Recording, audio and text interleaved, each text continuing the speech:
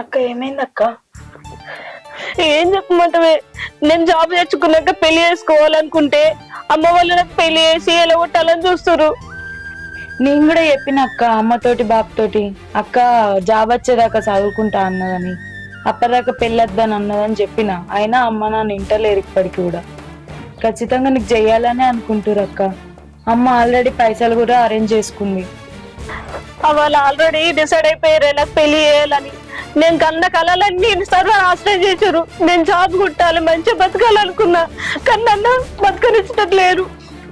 అట్లా కాదు బిడ్డ, నువ్వు బాధపడకే. మేము ఆలోచించేది కూడా నీ మంచి కోసమే కాదు బిడ్డ. నువ్వు వాళ్ళ ఇంట్లో పడితే మంచిగా బతుకుతావన్న ఆలోచనతోనే నీకు పెళ్లి చేద్దాం అనుకున్నానే. నా మాటిని పెళ్లి చేసుకో బిడ్డ, మంచిగా బతుకుతావే. కావనంటే అడిగి పోయినాక నీకు నచ్చిన జాబ్ చేసుకో. మీ బాధ నాకు అర్థమవుతుందమ్మా, కానీ చేసుకున్నోడు మంచోడో చెడ్డోడో తెలీదు కదా. అందుకని వాడు ఒకవేళ వదిలేసి పోయినా నా జాబ్ వస్తే నా కాళ్ళ మీద నేను బతకాలనుకుంటున్నా. మీరు చెప్పినట్టే నేను ఇంటా, కానీ నాకు జాబ్ వచ్చిన తర్వాత నేను పెళ్లి చేసుకుంటామ్మా. పెళ్ళైన ఆడపిల్ల తన తల్లి గారింటికి వచ్చి బతకాలనుకోదు కదమ్మా. తన కాళ్ళ మీద తను బతకాలనుకుంటది. నేను జాబ్ వచ్చినాక నా కాళ్ళ మీద నేను బతకాలనుకోవడం తప్ప అమ్మా?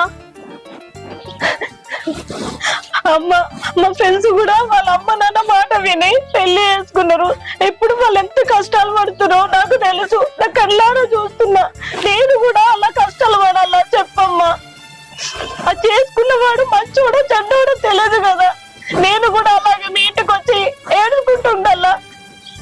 ఎందుకమ్మా నా బాధ అర్థం చేసుకుంటలేరు?